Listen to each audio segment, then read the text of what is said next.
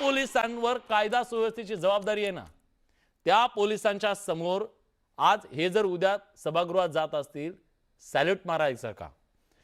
हे आज जे बोलतोय ना, हे आज पुणेकर बोलू शकत नाही. त्याचं कारण आहे दहशत. आणि मग जी मला प्रश्न तुम्हाला विचारायचा आहे, त्यांनी दिलं, त्यांचं समर्थन त्यांनी केलं. पुणेकर काय करायचे ते करतील. ते म्हणतात निवडून देतात, ते पुणेकरांचे प्रश्न सोडवतात. ते सगळं अमितजी, पार्टी विथ डिफरन्स, नैतिकता, सगळी मूल्य पाळणारे तुम्ही, एवढा मोठा पक्ष, का गुंडांच्या घरात तुम्हाला तिकीट द्यावी लागली? सांगा महाराष्ट्राला.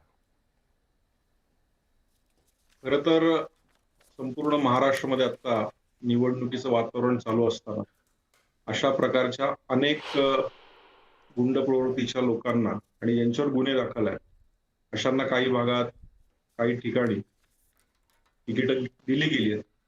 आणि आत्ताच माझ्या आधी माझ्या त्या राष्ट्रवादीच्या प्रवक्त्यांनी जे सांगितलं की इंटरनल वाद, इंटरनल गोष्टी आणि इंटरनल अनेक घटना या गुन्हेगारांच्या बाबतीत घडत असताना ज्यावेळेस त्यांना तिकीट्स इंटरनल म्हणजे काय सर, ते एकदा महाराष्ट्राला सांगा. दोन टोळ्यांच्या मधलं युद्ध हे इंटरनल आहे का?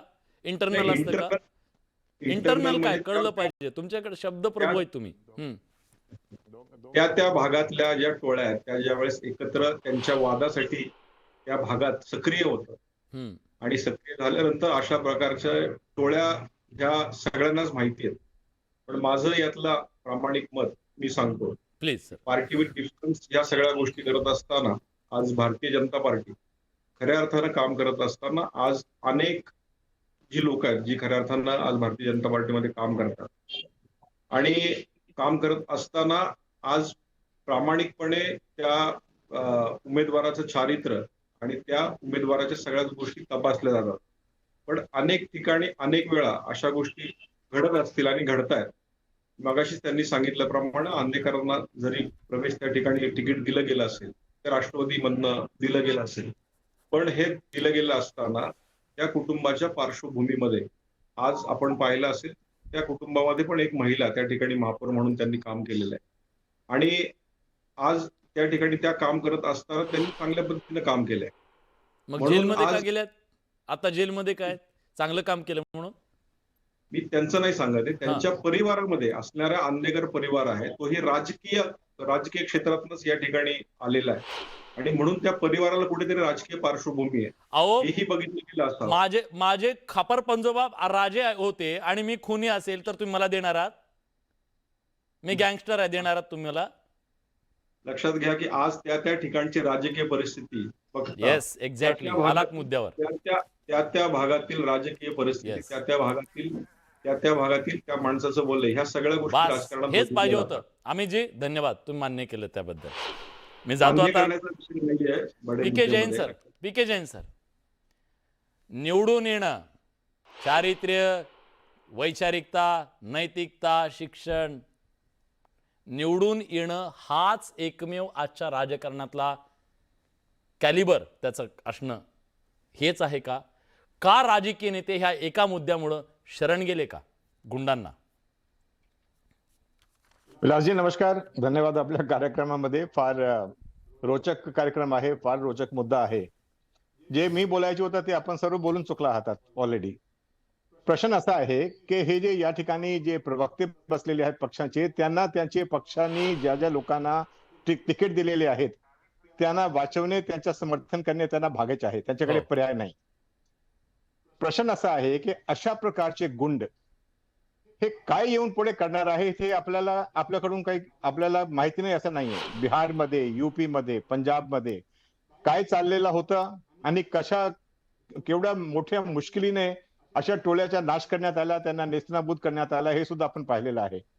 मुंबईच्या नंतर पुणे जे आहे हा एक मोठा ऑर्गनाइज्ड क्राईमच्या सेंटर झालेला आहे, बनत आहे असं मी म्हणत नाही, ऑलरेडी झालेला आहे. तिथले गुंड ऑलरेडी नॅशनल स्तरावर, इंटरनॅशनल स्तरावर तिथले गुंड समावेश झालेले आहेत. आता राजकीय पक्षांनी अशा लोकांना, हा आपण आता बघितला तो काळा तोंड झाकलेला माणूस जो होता तो कशा वीज दाखवून आपल्याला लोकांना बाय बाय करत होता. म्हणजे आपल्याला लाज वाटत नाही या पक्षांना. एनसीपीच्या बद्दल तर मी आपल्याला नक्की सांगू शकतो की जेव्हा एकत्र होते तेव्हा सुद्धा त्यांनी उल्हासनगरमध्ये, वसई विरारमध्ये कोणासोबत त्यांनी गठबंधन केला, कोणाला सोबत आणला, किती गुंडांना पाठिंबा दिला, तिकीट दिले, हे आपल्याला माहिती आहे. परंपरागत. आता वेगळे झाल्यानंतर सुद्धा तीच परिस्थिती आहे. परिस्थिती कुठे बदललेली नाही. आता फक्त हेच एक त्याचा एकमेव हेतू आहे की कुठल्याही परिस्थितीमध्ये भीती दाखवून लोकांना दडपावून आपला उमेदवार निवडून आणला पाहिजे, हीच एक त्याची मंशा आहे. आणि म्हणून अशा गुंडांना तिकीट दिलेली आहे. मी आपल्याला आज भविष्यवाणी करू शकतो की पुण्याचा जो थोडाफार ऍडमिनिस्ट्रेशन काय राहिलेला असेल, जरी राहिला असेल तर तो सुद्धा धरातला जाईल. अशा प्रकारचे कॅन्डिडेट झाले.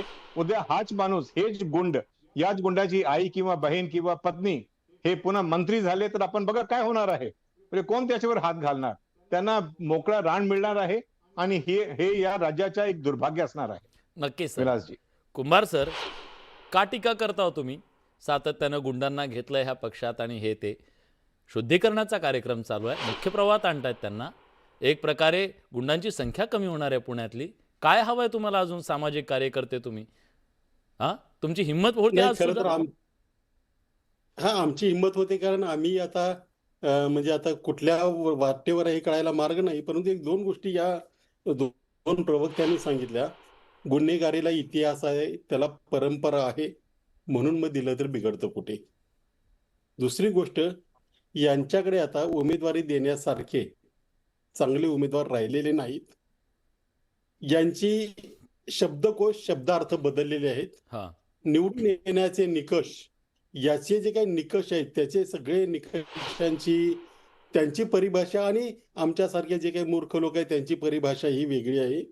आणि दुसरी एक गोष्ट लक्षात घ्या, मी आजच्या माझ्या ट्विटमध्ये म्हटलंय की कोण कोणाला घाबरते, राजकारणी गुंडांना घाबरून त्यांना तिकीट देत आहेत की असे नामांकित लोक राजकारण्यांना हवे आहेत?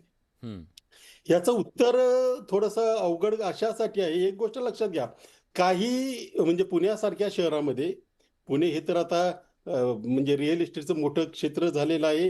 इथं RFD आहे, इथं जवळपास विमानतळ येत आहेत, इथं विकास जोराने चाललेला आहे. असा विकास होताना जर तुम्हाला कळलं की आमच्याकडे रिव्हॉल्वर आहे किंवा आमच्या पक्षाकडे अमुक एक गुंड आहे, तर त्या विरोधाची धार ही आपोआपच कमी होते.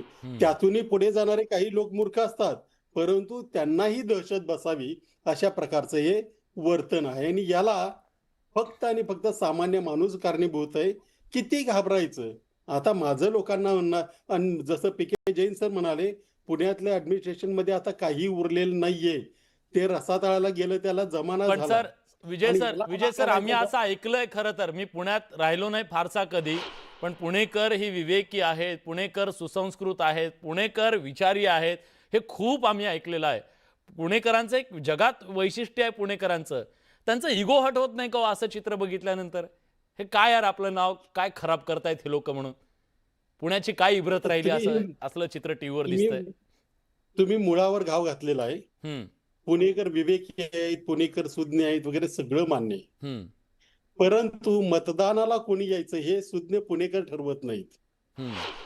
हे ठरवणारे हे जे ते मगाशी तुम्ही चित्र दाखवलीत ना, त्यांचे सहकार्याने त्यांचा आता कार्यकर्ते म्हणूया, त्यांना टोळ्या म्हणायचं नाही. आता त्यांचे कार्यकर्ते गुंड साहेब म्हणूयात का?